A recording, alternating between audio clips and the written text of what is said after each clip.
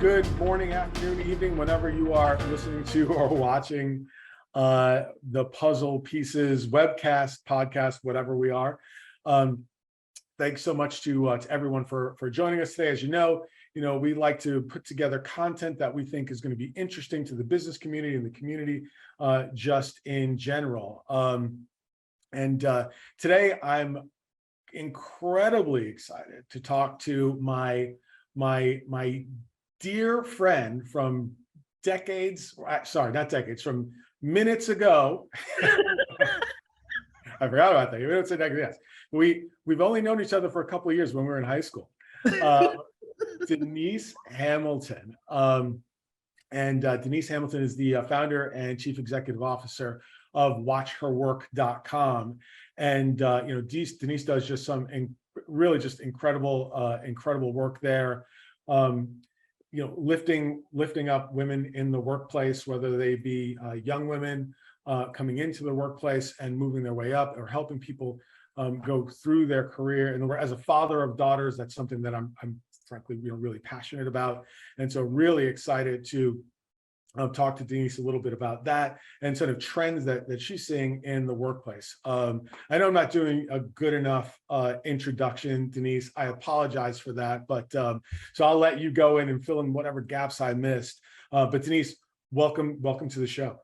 Oh, thank you so much for having me. And we're not going to be mentioning how long we've known each other. Let's take it easy with the numbers.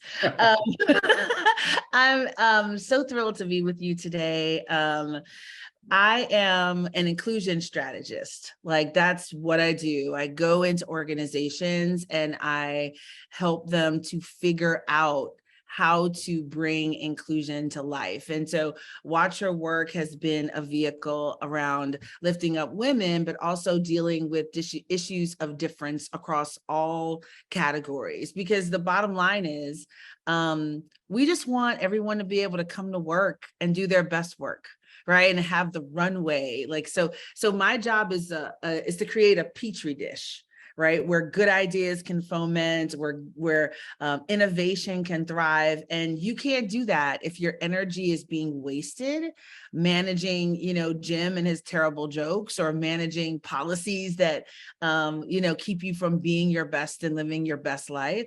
And so my job is to help leaders to help their employees to be the best that they can be.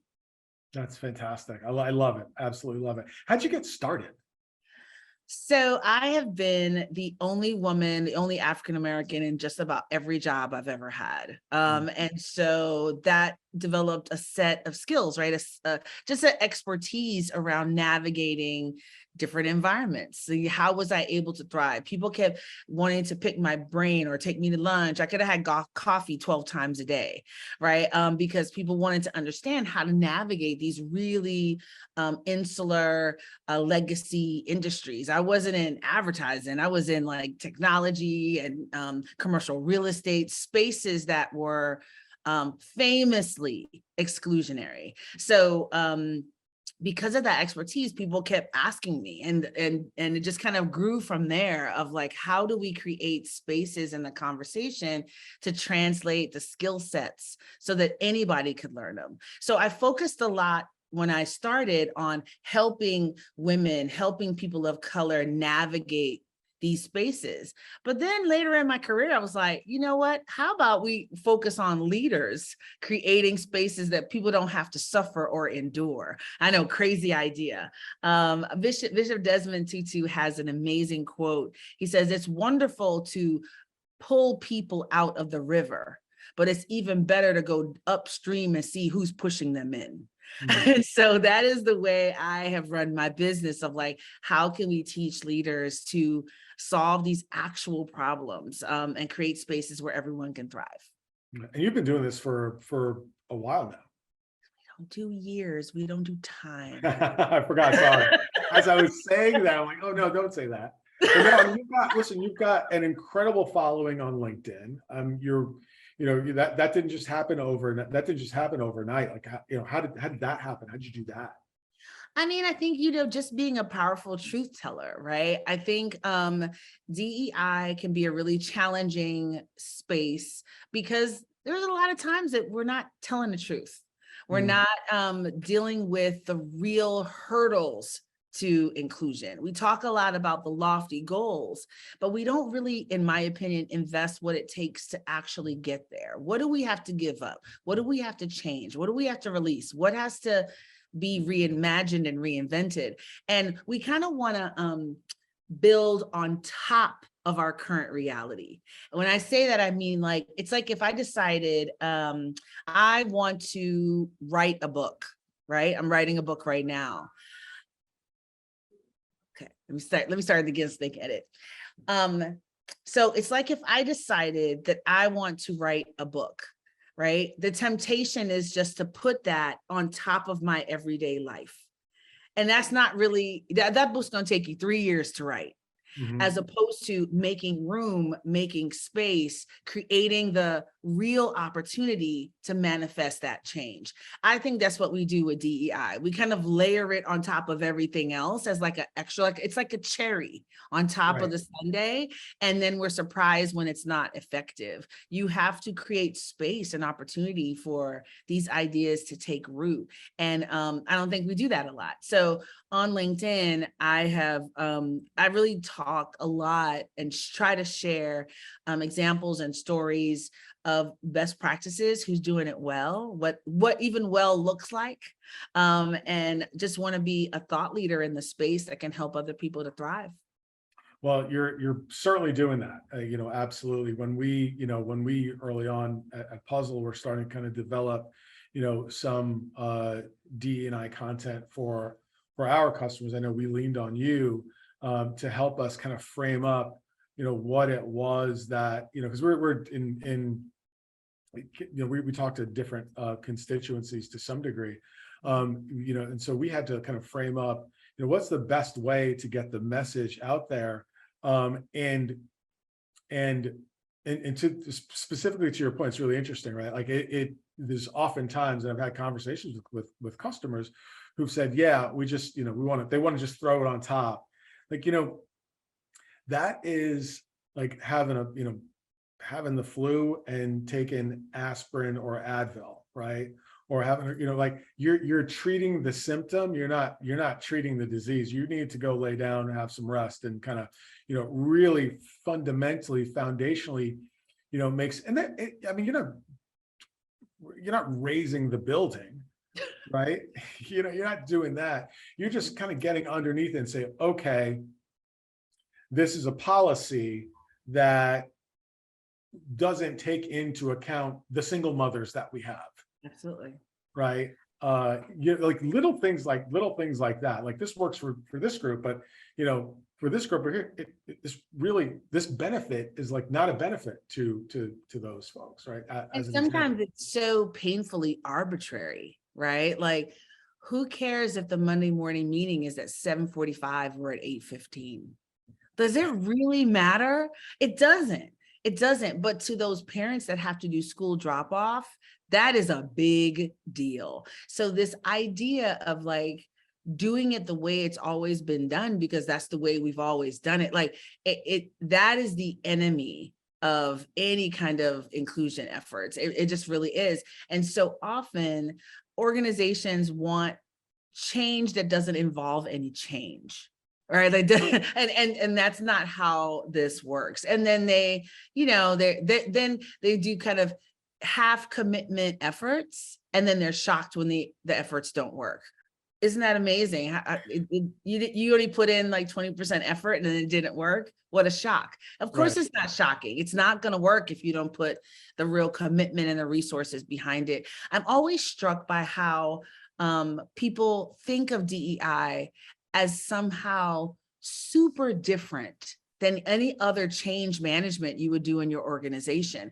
You and I are old enough. We're microfiche old, Chris. That's how old we are. We remember some things that, we're well preserved, but we're, to the audience, y'all, we're pretty old. Okay. And I remember like desktop computers, like the force of desktop computers coming into the office, right? Mhm. And you could take I mean, they must have given like 800 Microsoft Excel or Word classes a day so that people could learn how to write their own emails and to do their own course, they do their own spreadsheets and whatever.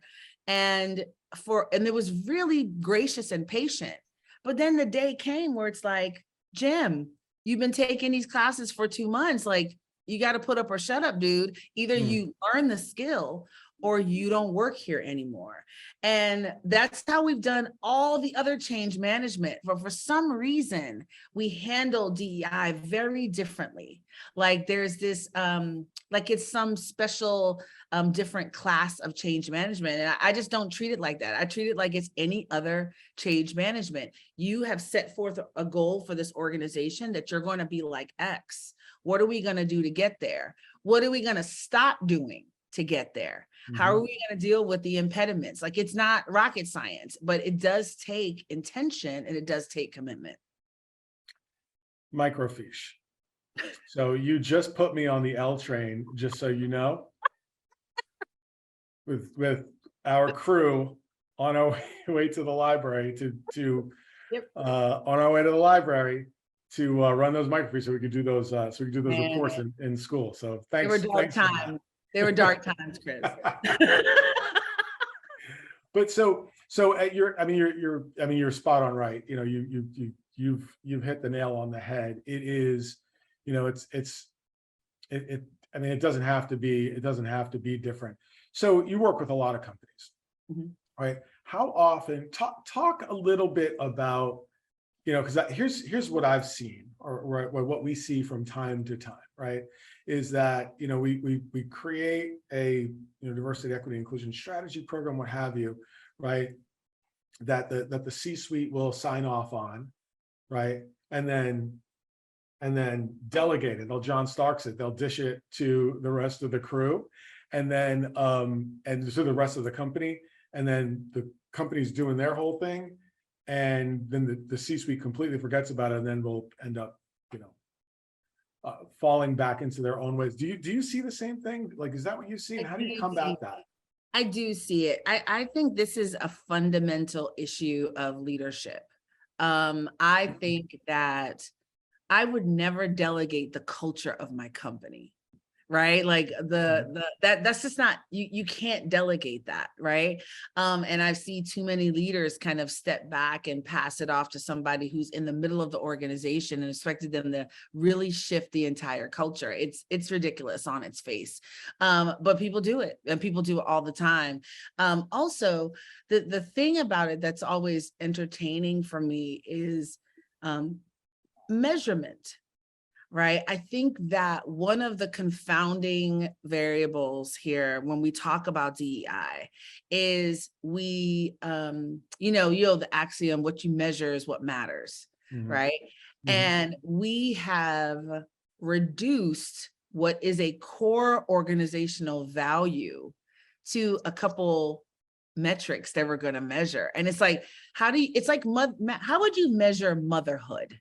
That's a perfect example. Like, that's how core value this is, that every person that walks in our doors is valuable and is worthy of respect and should be given the opportunity to succeed and thrive, right? If that is a fundamental value, right?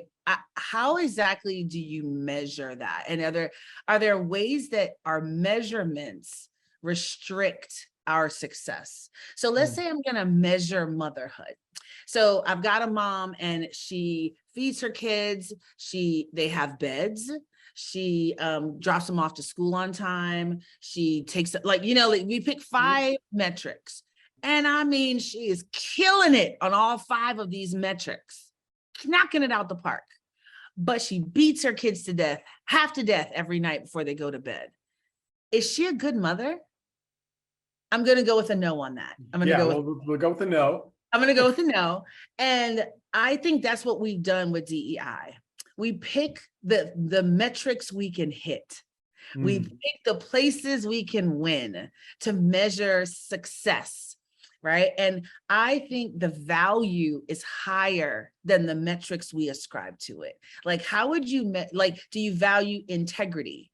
Do you value authenticity? How exactly would you measure some of these endemic, like core values. And so when I talk with leaders, I ask them to kind of step away from the grade and tell me what kind of organization you want to have here. What do you want it to be like? What do you want it to look like? What do you want the experience to be? And then you back your programming out from there. You back your activities out from there. Instead, we're saying we need to increase the number of Black executives by 2027, right? And we do, and no shade to those goals, just like my motherhood goals, like I need you to feed the kids. I need you to have a bed, and all those goals are great, but they are now the tail wagging the dog instead of the dog wagging the tail. And the dog in this metaphor is, we believe that people are valuable and we're going to handle them as such. That's a core value of our organization. And so I think like that measurement gap has created a weird energy of what success looks like. So we have companies that have dashboards and they measure those dashboards, but people still go on Glassdoor and explain how terrible it is to work there, even though all the metrics that you're measuring say it's wonderful. Why do we have that delta? It's because we're not really tackling the real problems. We're looking for the low-hanging fruit metrics that we can say, check, we win. Now we can move on to the actual important business. Ooh. Ow. Yeah. So there's something I say all the time, is that the role of a leader is to create and maintain a motivating environment where people want to do the work to reach their individual potential, right? And so to me, I think that's just like fundamental to, I don't care if you're own a business or a pastor in church or a teacher or a coach of a little league whatever team, right? You want to create a motivating environment. You want to create an environment where people want to, where people want to do the work necessary to be the best them that they can be.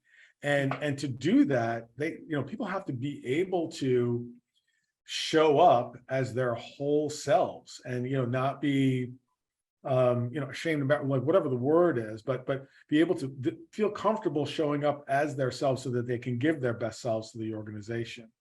Yeah, and you got to remove any boundaries, any barriers, rather. You got to remove anything that gets in the way of the best dancer dancing, right? So what do I mean by that? When my daughter was little, she was in a ballet troupe, and the teacher sent home the announcement of like all the rules to get ready for a recital.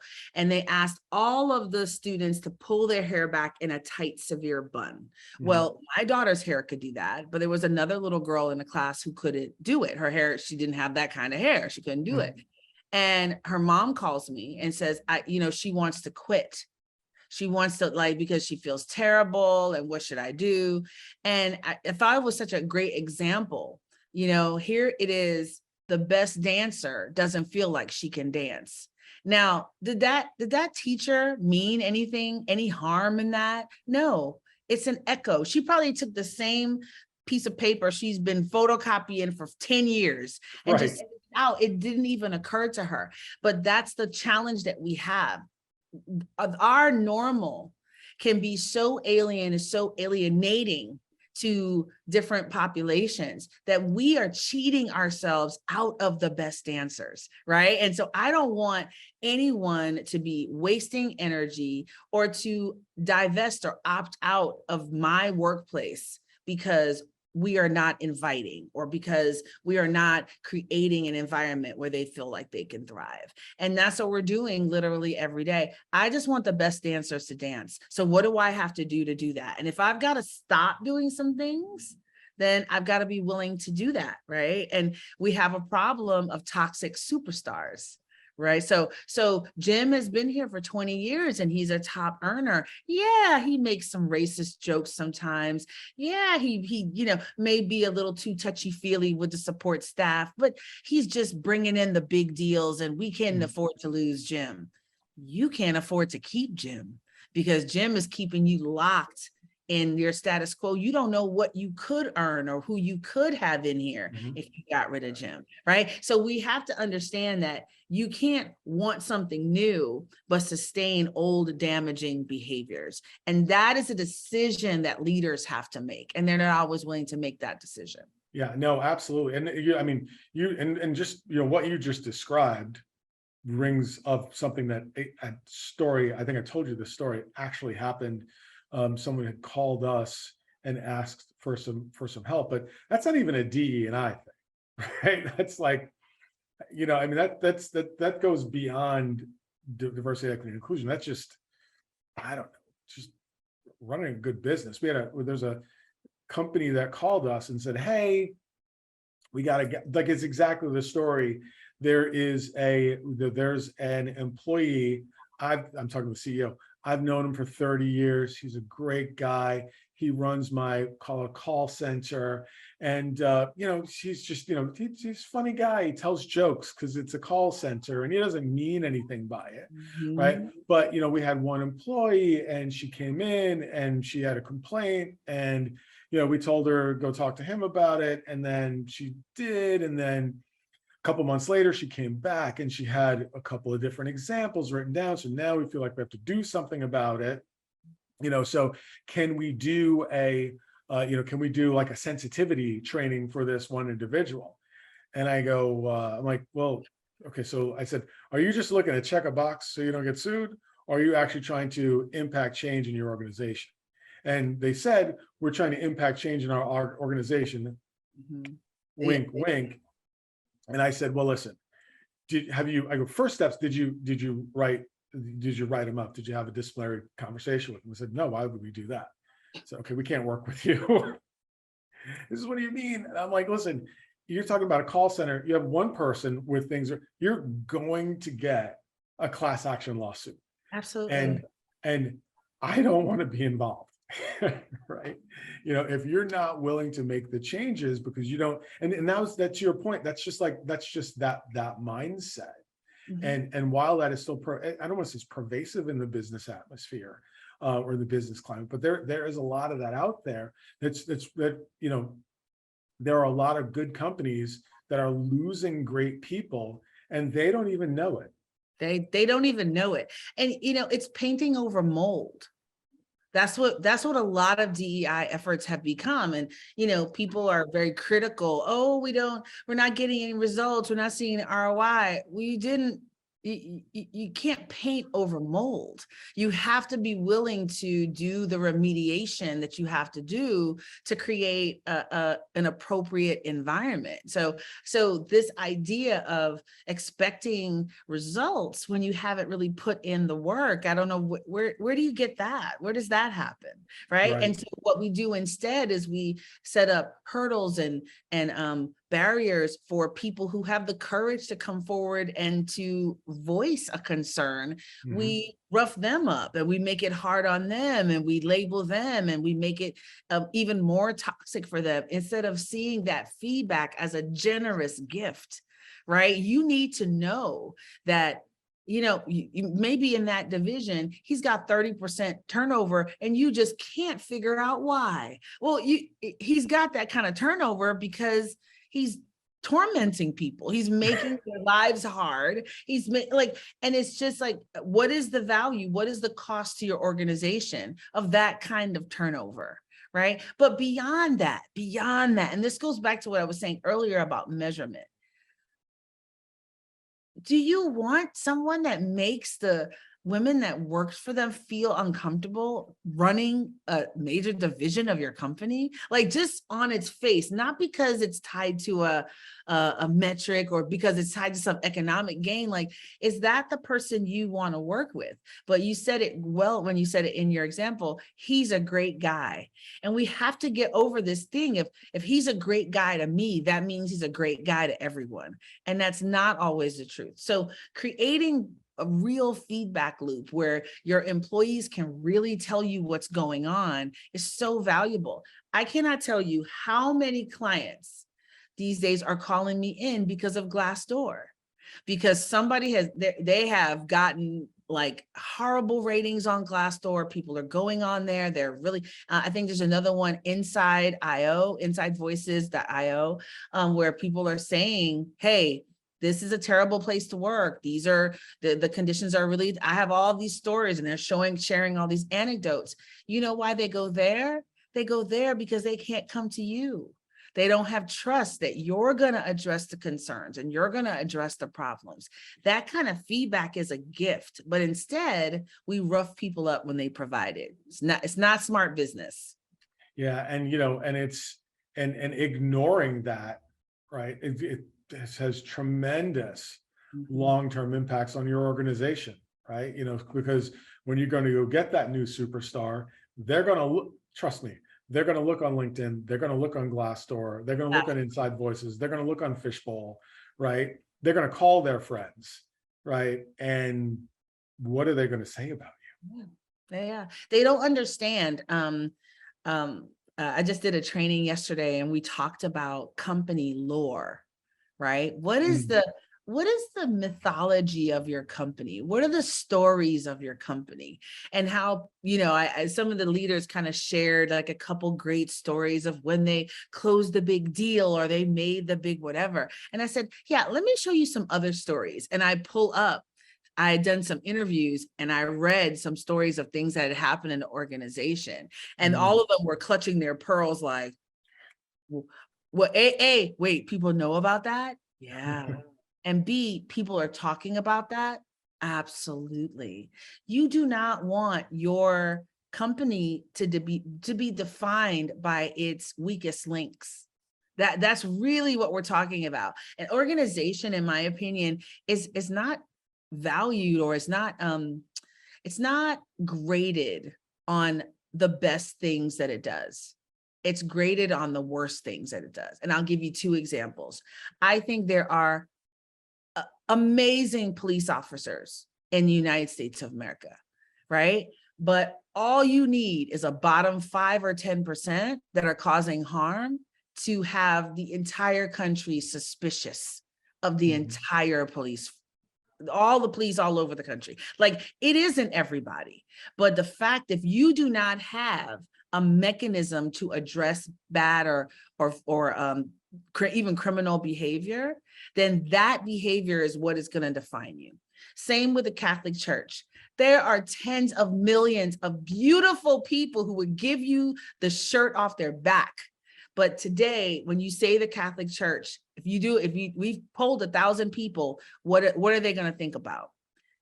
And it's only because the bad behavior was not addressed. So this idea of company lore and what people say about you and who people think you are is not going to be the things that the marketing group dreams up and puts in a lovely commercial. It's going to be the stories and the myths of, can you believe Jim did that? Oh my gosh, do you hear what they did to Sally? And people talk about that. And then when that recruiter calls, they take the call because they don't like working here. It doesn't even have to be their experience. They could have heard about the experience secondhand that happened to someone else. And that is going to drive them to take that recruiter's call because they don't want to have something like that happen to them. So people really underestimate the far-reaching impacts of not cleaning up their houses. It definitely has a consequence. And then my favorite kind of, period at the end of this sentence is 2 months later, they have a meeting and they say, we're recruiting people of color for these roles, but they're just not staying. I don't even know. I mean, are these initiatives even working? Right. So now they use their ineffective execution of the plan as a justification to stop doing the work. And I see this all the time. So it really is, it's becoming an issue of character and an issue of true leadership. And if you're wanting to have this outcome, you're going to do what it takes to create it. And that may take some time, that may take some effort, it may take some money, but you'll do it if you believe it's a goal that you really care about. That's great examples. So tell me a story of one of the greatest successes you've seen in that regard. Oh gosh, there are so many. Man. So I probably grade success. What I consider a great success is may not even rise to the level that other people may think it's a success, but it's the metric that I use. I have what I call a 5-foot rule, right? I don't need you to be an expert in reparations. I don't need you to be able to list every treaty broken by the US with the Native Americans. I don't need you to be an expert in all things, right? I need you to do the 5 feet around you. I need you to be more conscientious about what happens in your day-to-day interactions. And so if you use a metaphor of a stadium, if we're all in a stadium watching a game and we all drop a couple pieces of paper on the ground, that place is trashed. Like, it is incredibly trashed. But what if everybody bent down and just picked up the trash right around them? Totally different experience. So when I talk to leaders, this is what I really focus their attention on, is being more sensitive in their day-to-day interactions. So I had one of my CEOs call right after Chadwick Boseman died. For those who don't know who that is, he was the actor that played in Black Panther. He was the lead. He was the Black Panther. And this CEO called me. He said, I'm seeing like some of my Black executive, like they're sad. They're really kind of down about this. And I don't get it. I don't get it. And I just wanted to reach out and like, can you help me like understand the significance? And I said to him, I said, think of like how important Star Wars is to you. Like growing up, like Empire Strikes Back, Return of the Jedi, like think of how that feels, how your connection to that story is. I said, you have been the hero of every story your entire life, from Luke Skywalker to Frodo. We only have this tiny little handful of stories where we're the hero. And one of our heroes just died before he got to make Empire Strikes Back. He was like, got it. Absolutely got it. He wrote this beautiful note to his leadership team, actually wrote to the whole team about the importance of the loss and how the imagery and the loss of that hero from all of us is a loss to all of us, and got so much positive goodwill from his team for that. And that may seem like a really small thing, like so what? Like, he made a comment on an actor that died. But at first, I take great pride in the fact that he was sensitive to it. First, he was reading the room. He was seeing, okay, something is here, and he was dialed into that. But then he had the courage to reach out and say, I don't know. I don't know. You don't have to know everything, but what you've got to do is cultivate a team of advisors. Just like if you were going to open up a new business unit in China or in Australia, you would find people from those areas and you would make sure you had the customs down, and you would do your due diligence to be able to plug into that different culture. So the idea that he had the courage to reach out and say, I don't know, and ask for help, and then take some action on that advice. To me, that was a home run, run. Because if leaders did that all the time, they would have people that would stick to them like glue. Where else would you go if that was the environment that you worked in? I mean, so you just described vulnerability, and which reminds me of another webinar that we're doing with another author here in a couple of weeks, actually, end of September of 2022. And vulnerability is, I mean, you have to, as a leader, you've got to put the ego aside. And there are so many leaders that say, I do put the ego aside, and I'm just so great at it that my people love me. I'm like, wait a minute, well, hold on, what did you just say, right? So the fact that, that your work has helped a leader, embrace that vulnerability so that they can be bigger and better, that's really, that really is amazing. So thanks for sharing that story. Absolutely. So in the time that we have left, what employer trends do you see? Like, what does 23 look like, to Denise Hamilton? What do you think is going to happen in the business community next year and a half, 2 years? So I think we are in what I would call the great renegotiation, um, where we have put forth a lot of different policies, a lot of different ideas and efforts, parental leave, this idea of, hybrid remote work, that like, and kind of we had like immediate reactions to COVID and the ensuing challenges. And now our resolve is dampening, right? And so we're now renegotiating. Well, maybe we don't want to give that much parental leave. Well, I don't know if people are they abusing the system? Well, I mean, I don't know. I really do like to see people. I do like to see them faces, and I think we're in a renegotiation. And the best example I could give of this is an extreme one, but it's an important one. I hope that this resonates with people. 30 years ago, if I had walked into a police department and I had said, my husband raped me, I would have been laughed out of there. Completely laughed out of there, because your husband can't rape you. What are you talking about, lady? Get out of here. Go to talk to your priest. Go to, whatever. Now, if I do that today, I will get an entirely different reaction. Is that because the crime is any less violent? Is that because it's any more horrible? No, it's because women have amassed enough power to now move the line of what is considered violence, what is considered appropriate, what is considered, in the realm of a criminal interaction. I think that's what we're going to see in the next 2 or 3 years. We're seeing a renegotiation of the lines. What does it mean we saw it, and we've done this before. We did it in tech with dress code.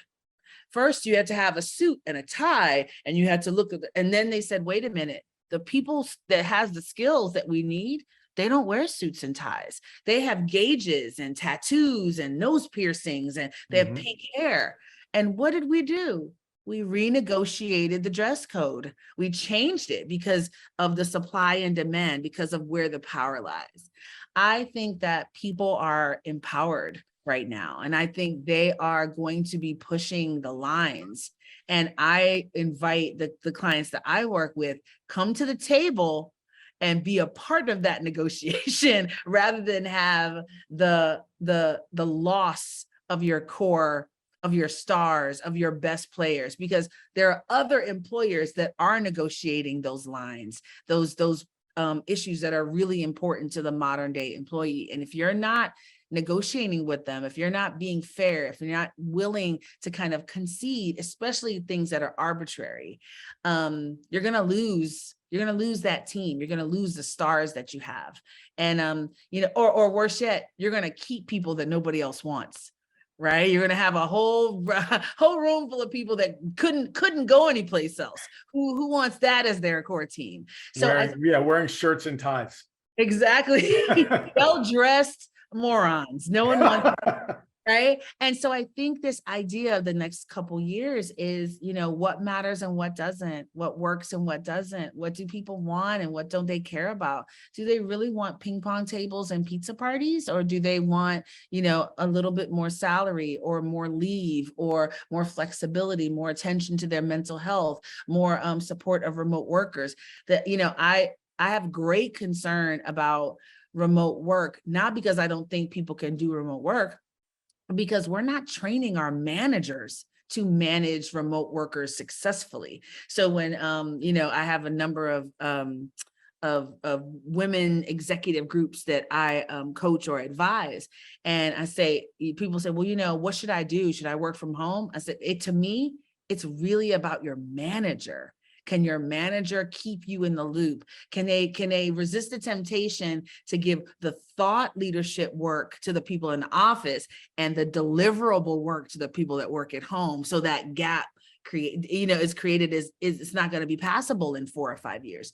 So I think that this idea of like doing the things that really matter to today's employees is going to be the line in the sand that separates the companies that survive to the companies that don't. And last webinar, Todd Capone, the author, and said the exact same thing. What do you call it? He called it proximity bias, Yep. right? So like, let's see, we have to promote somebody. Hey, let's go. Like, who do you think we should promote? Let's walk over to the Starbucks and talk about it. Yeah. Meanwhile, Chris is at home, like making all the things happen. And like, Making all the I things don't see Chris happen. because he's an hour away. Yeah.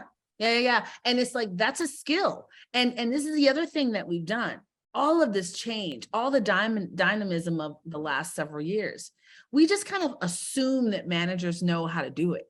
We just kind of assume that people are going to be able to step into the challenge, right?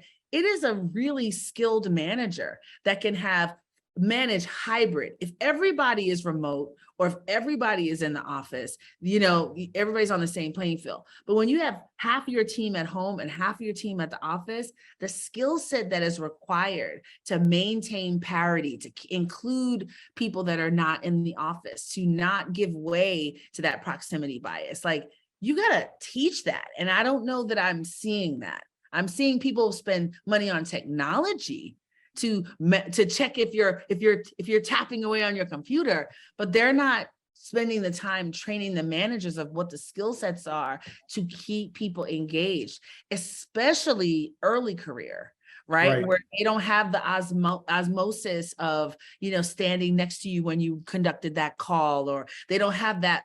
How are you developing and reining those people in? It isn't that remote work is impossible. It's that it takes a certain skill set that I've not seen the investment in management to date. Hope that changes in the future.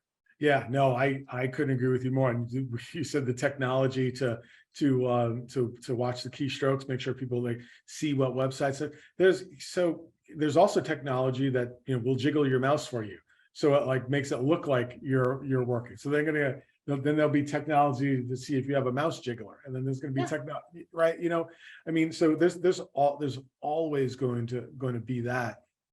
I couldn't agree with you more. I think it is just like anything else. It's a skill, and keeping employees engaged, right? It's process, it's skill, it's process, it's program. It's not Zoom happy hours anymore, or pizza parties and stuff like that. That's like a part of it, right? Yeah. But you have to do it with intention, and you have to mean it. And if it is disingenuous, like, your employees are going to suss that out, and you're going to see it on Glassdoor. They got me edible arrangements, which is what we get on people when it's their birthday. So, but got me edible arrangements. They know I'm allergic to chocolate. Right. Exactly. And so I think it's just I think what we have seen, what the last few years has taught us, is that different people are experiencing the workplace differently, right? The metaphor that I would use for this is, my daughter is a big scuba diver. And not me. I am a surface dweller. I don't go too high up, and I don't go too far down. I'm a surface dweller. But my daughter is a scuba diver, and I often wonder, like, what do the fish think when they see a scuba diver? Do they look at that diver and just think, oh, that's a big fish? They think they're all the same because they're both in the same environment, and they're moving around and they seem to be thriving. But let the air run out of that tank and you will be crystal clear how different they are. Yeah. And I think COVID took the air out of the tank. We saw mass exodus of women who had disproportionate responsibilities. We saw over 50% of Black businesses fail, right? Disproportionate positioning in our economy. Like, we got to see the fault lines. And I think you can't unsee these things. And I think our employees today, they're just smart. They don't trust it anymore. You got to make the case that you are sincere, that you are interested, and you care about them as a full person, and that your policies reflect that. That's it. That's the gig of the next couple of years. And companies that do that are going to do well. And companies that don't are going to watch a revolving door, the likes of which would send you to a tizzy. So I think that as we learn, as we think about kind of what we've seen, literally what we've seen, where the fault lines were. If we're not developing policies that address those fault lines, like we said, so simple as, can we move the Monday morning meeting to 8:15? Like, there's so many places that you can create more opportunity for people to feel seen and heard. Maybe because this is what I do all day long, it doesn't feel as hard as we make it. And I think it's because if you've got the intention, and if you are sincere about seeing the people that work in your organizations as people, not cogs in the wheel for your personal gain, right? If you see them as whole people deserving of your respect and treating them like human beings, then if you're not willing to do that, you're not going to hold on, because there are so many great leaders. I can attest to that. There's so many great leaders that are really pushing themselves and really trying to figure out, okay, how do we do this better? How do we do this differently? Beautiful story. I'll tell really quickly. My husband runs an engineering firm, and he came back from a business lunch, and one of his employees is in his car with his eyes closed.